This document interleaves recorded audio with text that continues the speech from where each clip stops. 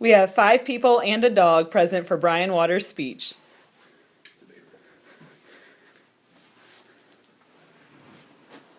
Good evening. I'd like you to know that many of the greatest academic and scientific minds in human history were musicians. The minds were attached to brains that were attached to people who played music, is what I'm trying to tell you. And I'm not talking about just playing a triangle or the wood blocks or stupid instruments like that nobody counts except kindergartners. I'm talking about the good stuff, your harpsichords, your pianos, your lyres, if anybody know who that is. Leonardo da Vinci played an instrument known as a lyra. It was a stringed instrument, kind of big. Benjamin Franklin was known to have played the harp, the guitar, and the cello, and he also invented his own instrument called the glass harmonica, which many of you know as something that your little hands go around the rim of a glass bowl and it makes a pretty little noise.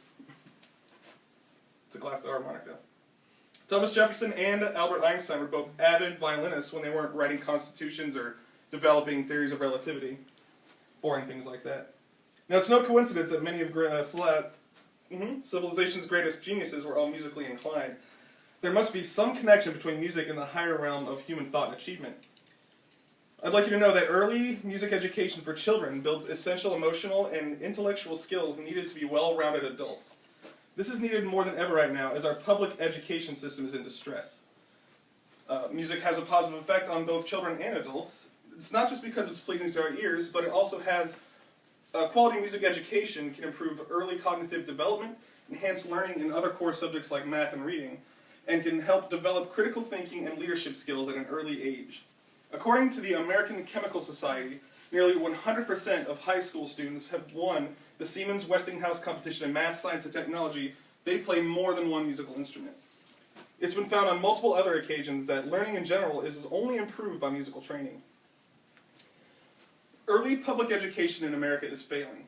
According to the National Assessment of Education Process, or the NAEP, 2 out of 3 8th graders in 2011 couldn't read up to the standard expected of them, and nearly 2/3 of 8th graders that same year scored below proficiently in mathematics.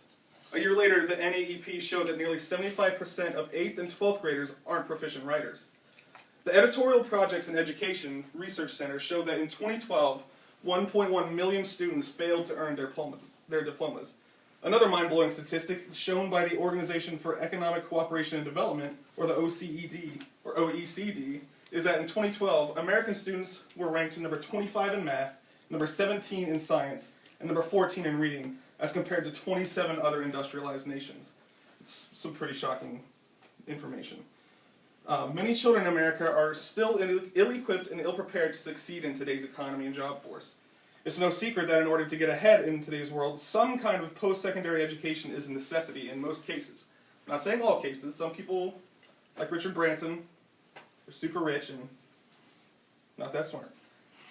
In 2012, the United States Department of Labor reported that 43% of dropouts under the age of 24 are unemployed, and the rate of unemployment in high school students, high school dropouts over the age of 25 is more than 3 times than that of the students who went on to finish their college education.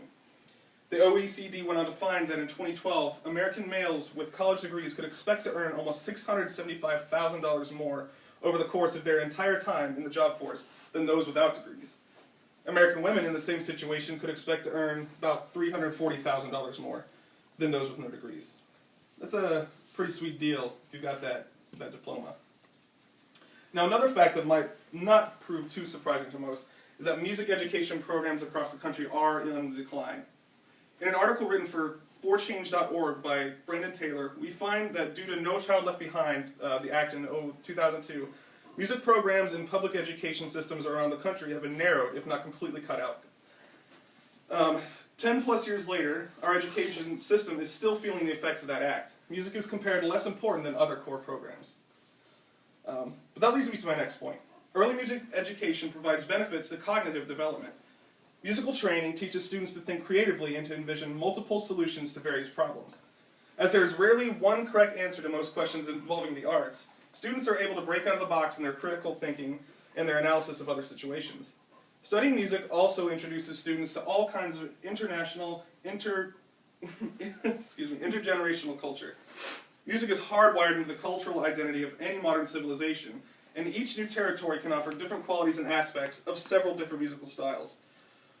While music in and of itself has not really shown to directly influence intelligence, make it higher or lower, it can have both positive effects on self-esteem and social skills. Now, we can stop the decline of public education in this country with a re-emphasis on music education starting in early grades. I believe there are a few ways in which music education programs could possibly be saved. You could write to your congressman to re-emphasize the importance of music education in public schools. Find out who your congressmen are if you don't know already, and write letters to them. They can be nicely worded because you want to be professional. Looking at you. Tell them you're sick of things being the way they are, sick of outdated legislations that have little to no benefit. Tell them you want your kids learning about music again. If you do that and you still aren't satisfied you've done enough, I found that Alexander Gonerprow is the United States Department of Education's Secretary of the Office of Elementary and Secondary Education. Perhaps he'd be willing to listen. Another way to promote music education is a less formal approach. If you're already a musician, consider teaching children music lessons. It may be outside the actual system of education, but learning is learning. You might even earn a few bucks on the side, and everybody likes that. Many of the best lessons I was ever taught came from outside of school. Sharing your love of music with a few children could have more impact on them than you could ever know. One kid could spread that love to 40 more, and those 40 could spread that love to 40 more, and so on and so forth. All it takes is a little spark to start a big fire. If you're not a musician and you consider yourself not very musically talented, maybe your little sausage fingers can't just play those strings, consider raising awareness in your community on the importance of music in our society. Offer to speak in schools, at community gatherings, or even homeowners association meetings.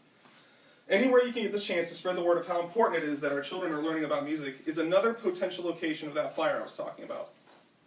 Now, in conclusion, I offer again that there are documented links between civilization's greatest geniuses and the ability to play music. It's found that music and music education builds children into more well-rounded human beings because music has many positive effects on people of all ages. I reiterate that public education in this country is in danger, and many believe the decline of music education programs is a contributing factor. But we as a national community can bring it back from the brink. Who knows? Perhaps with the proper education, you could possibly know or be related to the next great scholar. He or she could live 2 houses down from you, upstairs in a bedroom in the corner.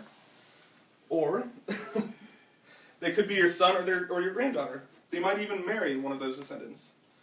We as a nationwide community could change the course of our own history if we decide to make a difference by reintroducing America to music. Thank you. Yes. Yes.